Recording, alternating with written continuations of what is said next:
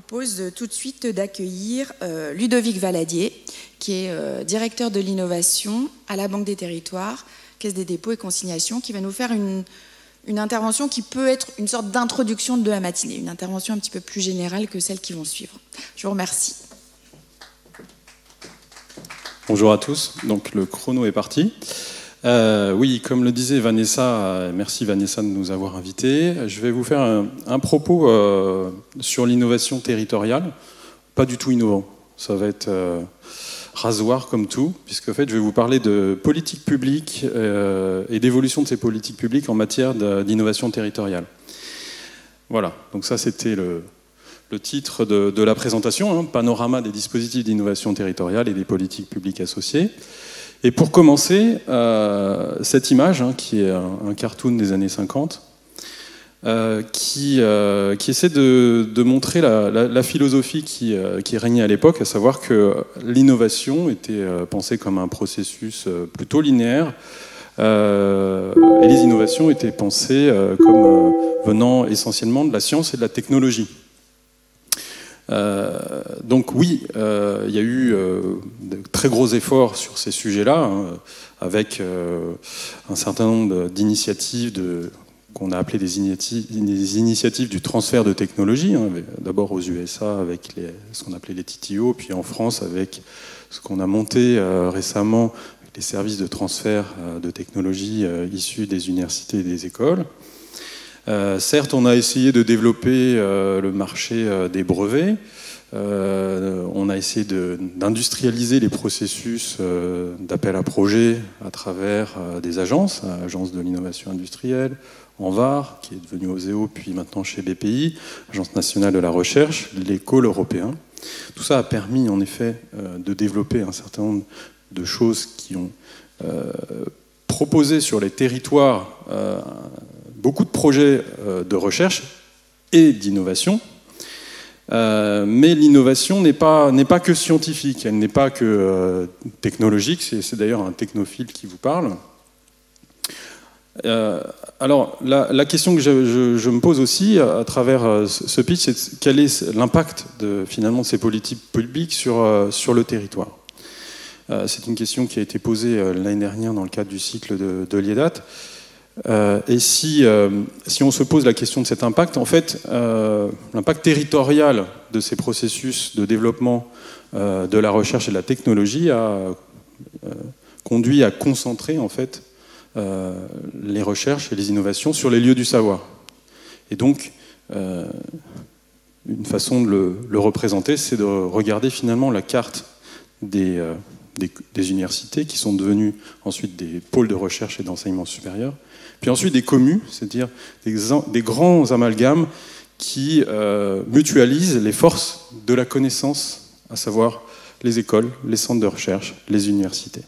Vous avez une cartographie des communes. À travers ça, cette mutualisation, il y a une volonté bien sûr de rayonner à l'international, d'exister dans le classement de Shanghai, puisque Polytechnique n'existerait pas dans le classement de Shanghai si elle n'était pas dans l'université Paris-Saclay. Et c'est la même chose pour Supagro à Montpellier, dans le cadre de la grande commune en Occitanie. Alors, le temps tourne très vite, je vais donc accélérer. Deuxième idée en termes de politique d'innovation, l'idée d'associer finalement l'industrie. Donc on a eu une grande vague de politique de partenariat public-privé, on parle d'open innovation, on parle d'ouvrir les laboratoires à l'entreprise.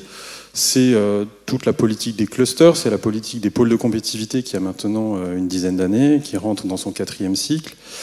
L'idée, c'est vraiment de recréer des relations entre finalement la recherche et l'industrie. Et là, il y a vraiment une donnée supplémentaire qui apparaît, c'est la donnée économique sur les territoires. Les plus de cette politique publique, c'est vraiment des relations de confiance qui s'établissent entre les entreprises et les entités publiques qu'on a décrites précédemment. Et si on essaie de se projeter sur l'image territoriale que ça propose, on pourrait représenter cette approche par filière, qui est ici la carte des pôles de compétitivité. C'en est une approche, mais il pourrait y en avoir d'autres, où l'on a essayé de concentrer à la fois une dynamique industrielle sur une filière et une réalité territoriale, c'est-à-dire une capacité d'innovation locale, culturelle, territoriale. C'est la deuxième génération de politique publique associée à l'innovation.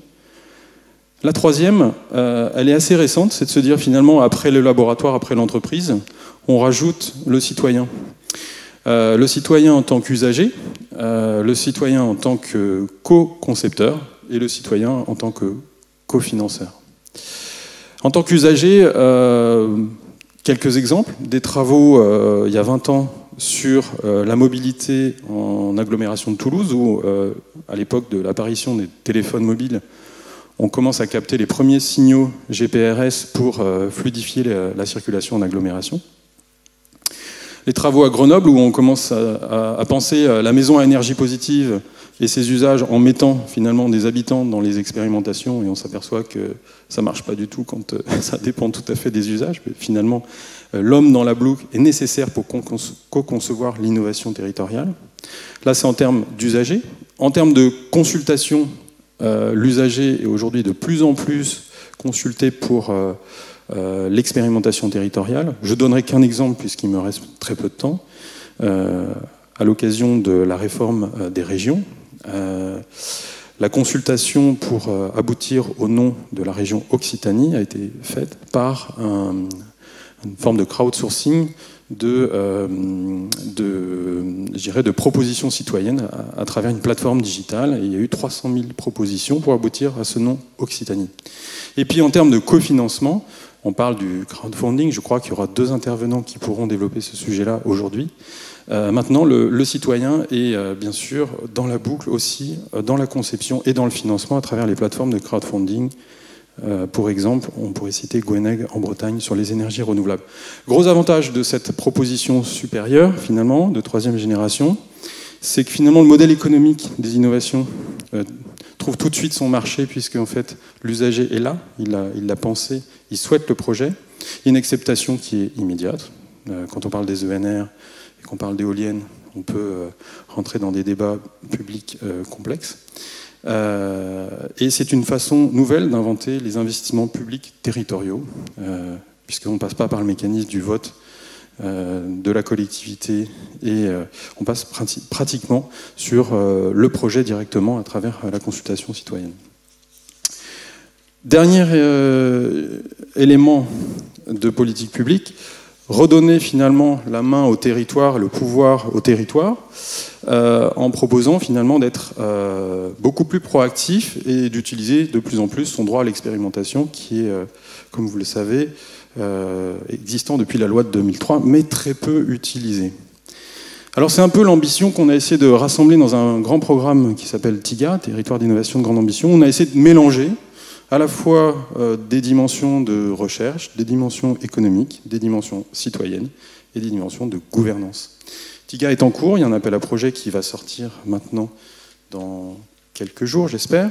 Et des 24 projets se préparent en ingénierie, et puis une 50aine ailleurs se préparent aussi.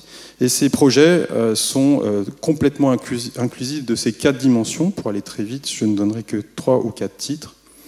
Le projet des hommes et des arbres au Grand Nancy, sur la forêt. Le projet Grenoble-Alpes Together, GRIT, donc un projet d'économie collaborative. Et le projet Handicap, Innovation, Territoire. Mais bien sûr, je suis obligé de citer Dunkerque, puisqu'il y a un très joli projet qui s'appelle Transformation d'un écosystème industrialo-portuaire, qui est porté ici. Et qui est le 2e projet avec le projet Smartport, qui concerne la question de la logistique portuaire et de l'industrie. Alors, pour finir, et j'arrête ce chronomètre, quelques éléments de conclusion.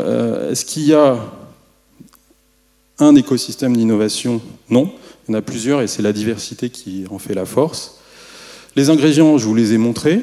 On a beaucoup parlé de masse critique et de densité pour être un écosystème d'innovation. Je conteste cette notion, parce que cette notion fait la place uniquement aux grands. L'Académie des technologies dit la métropolisation, une tendance, la métropolarisation, une déviance. En effet, ça ne laisse pas la place aux écosystèmes innovants qui peuvent être de plus petite taille Et donc, pour compléter la notion de densité ou de masse critique, j'associe la notion d'agilité, de vitesse ou d'accélération, et la combinaison de la masse et de l'accélération, en mécanique des solides, c'est la force. Et la force d'un territoire, c'est cette combinaison-là. C'est suffisamment de masse critique, mais aussi une accélération et une capacité à se mettre en mouvement.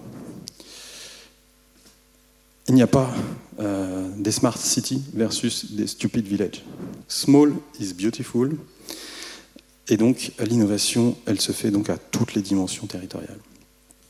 Pour finir et pour essayer de dire en quoi la Banque des territoires et la Caisse des dépôts agit sur ces trois paradoxes qui sont reliés à l'innovation territoriale.